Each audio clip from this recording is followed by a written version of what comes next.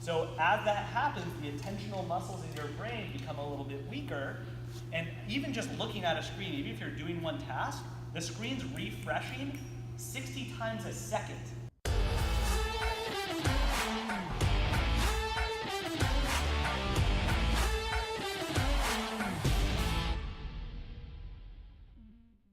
Going off our conversation on attention, well, attention is a limited resource.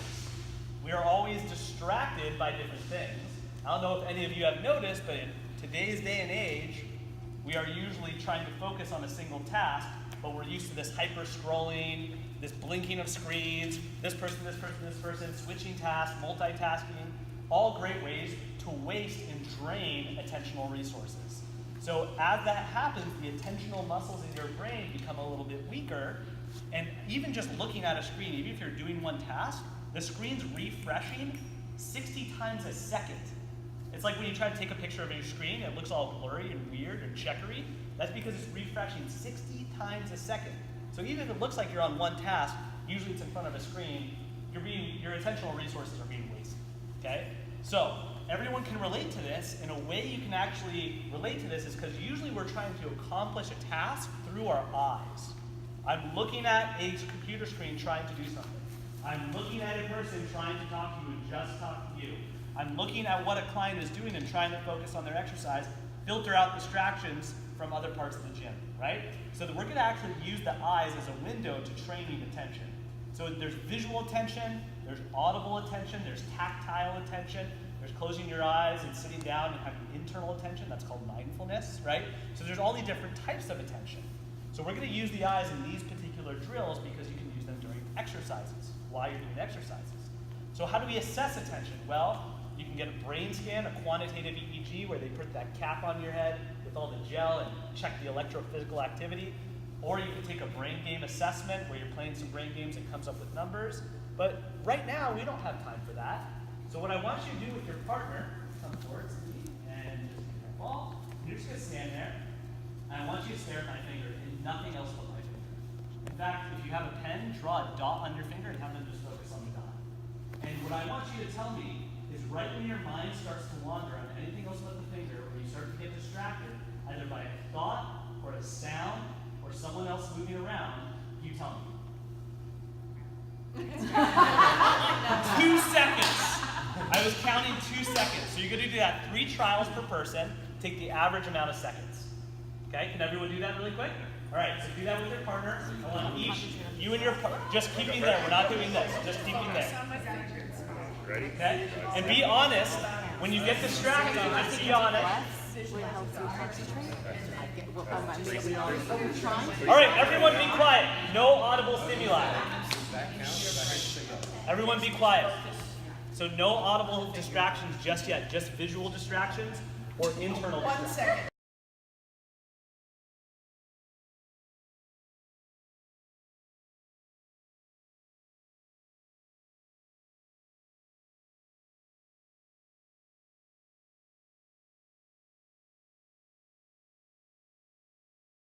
So I kind of got ranges from like 8 seconds to like 33, 22 seconds. Right? So long range. Some people said I could have stared forever. That's called hyperfocus. But if you stared forever, you're one of those people on a task, your significant other's trying to talk to you, you don't hear a word they say. On the other end, there's highly distractible. Where I'm looking, I can't really focus on it consistently. It's the opposite of hyperfocus. It's really distractible. Now, distractibility and hyperfocus are domains of ADD or ADHD. But don't worry about that. It may just be your cognitive characteristic that you're more hyperfocused or more distractible. So if a client's hyperfocused, what do we want to do? Get them good at focusing while paying attention to other stimuli. Divided attention, okay? If they're really distractible, get them to hyperfocus, or focus while distracting them while they don't get frustrated and they're successful at a task for a certain amount of time. Does this make sense to everyone? This is just for the domain of attention. So we're going to run through a couple examples of those 2 types of drills, okay? The first one is you're going to take the assessment, and basically what you're going to do is replicate the same mechanism. So take your skills ball and just pick one letter, let's say the L. And you're going to say, I want you to stare at the L. Don't break your eye contact. going to go for a minute. And so if we take the average of what people got, 22 or 30 seconds, and multiply it by 2, that's about 60 seconds. So we're going to go for a minute.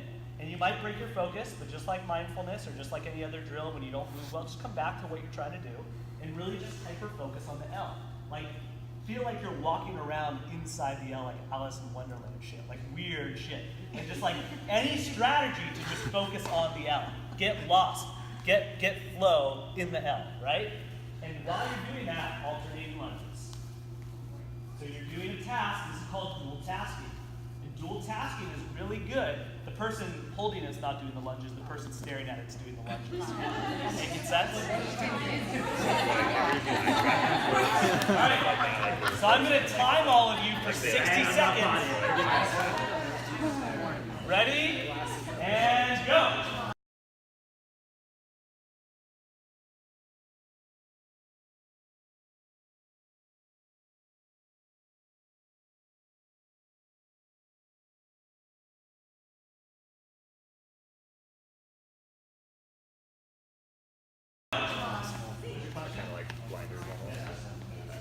All right, you ready? We're going to start lunching.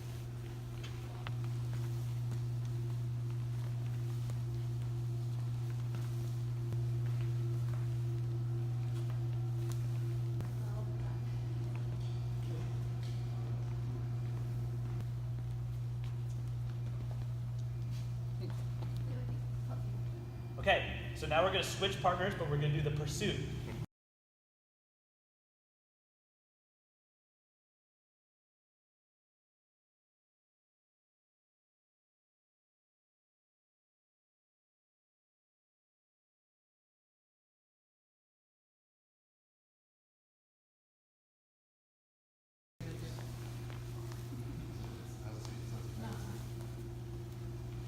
And you can really get outside of them as well. So if your eyes look left, your left lateral chain, your left lateral body will activate. If your eyes go right, your right lateral body. If your eyes go up, your extensors activate. If your eyes go down, your flexors activate. So if we want to use this as a strategy to get a client to activate certain myofascial chains or parts of the body, we could. And some people find a quadrant, so if you split your visual system into 4 quadrants, you might find the upper quadrant on the left or the lower quadrant on the right. You might have trouble getting your eyes there. And then we also have visual decoupling. We talked about hip decoupling. What about decoupling the eyes? There's research showing that listening to music before executing movement can actually improve performance. But if it's distracting, it sucks, right? It's not going to help you. But if it's distracting, maybe that's your strategy as adding cognitive weight to the exercise. You could throw in distractions, or just like, you know, Miley Cyrus, you really hate Miley Cyrus, and you're trying to like focus on the task and be into it while you're listening to Miley Cyrus.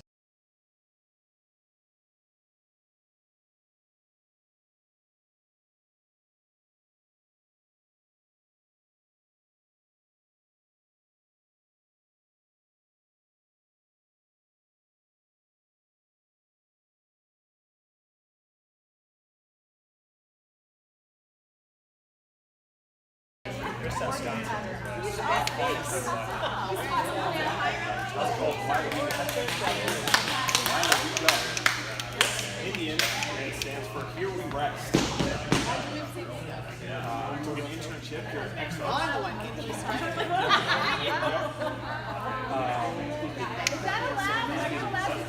I am, yes, called Morning. Exos, 12 credits of undergrad to graduate and to be a internship. I was lucky enough to come here and ask if I wanted a job afterward. And time. Switch. Switch. And go. Okay. So what are we talking about? Well, I went for a drive this morning to go swimming, and there was a fucking swim meet. So I didn't get to go swimming, and I had to drive 20 minutes to go to the pool. Then I went to LA Fitness to go swimming. far enough away that from home. And the guy could not navigate the software to make me a guest. By then I only had about 12 minutes that I was going to be able to go swimming. So I said, give me my fucking credit card back. And I made it to swim in that time. But I never got my swim. And then I thought to myself, when the residence inn, I could just have gone and done 1,000 laps in that little swimming pool. And it would have been hardly better. Or bring my wetsuit and go to the beach and swim in the ocean. 15 minutes. Yeah. They don't live by the ocean. Do you live by the ocean?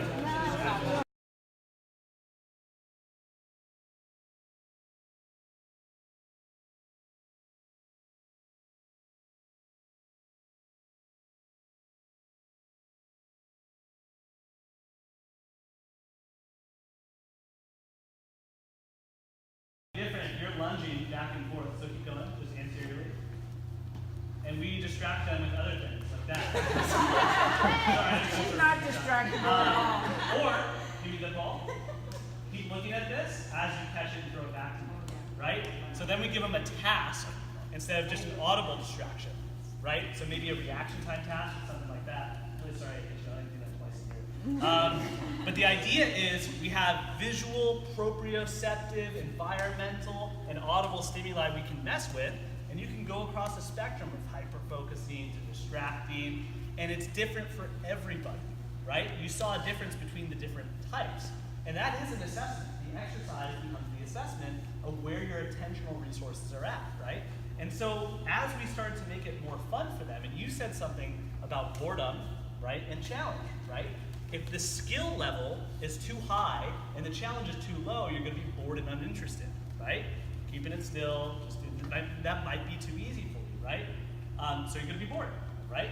If it's too high of a challenge, I'm throwing the ball at her, that was probably frustrating, right? Especially when I hit you, right? Well, you seem really emotionally intelligent, so maybe not you, but if I'm really like pushing people and they can't be successful at the task, they're going to be frustrated. If it's too much of a challenge, like I want you to do a gymnastic move and you've never done that, you might get anxious. And so we want to keep it between a balance of challenge and skill, which is the flow state. Okay? So the flow state is a balance of challenge and skill. You want to find what that is to your client and induce that state, right? And once they get better after a week or two, neuroplasticity, right? We increase the challenge as their skill increases, just like sports or anything else for that matter. And so with these strategies, we can start introducing it. And when we have a balance of challenge and skill, or it's just fun, it becomes play. And sometimes we don't need to get complicated about subdomains of executive function, and do you struggle with this type of attention? Just play, and you'll get tons of self-organized cognitive and physical benefit, and social and psychological benefit within what you're doing. Take home. I want to improve somebody's attention in my practice as a, let's say, fitness professional. Dual task activities would be my first go-to. Dual task activities can assess and train attentional resources.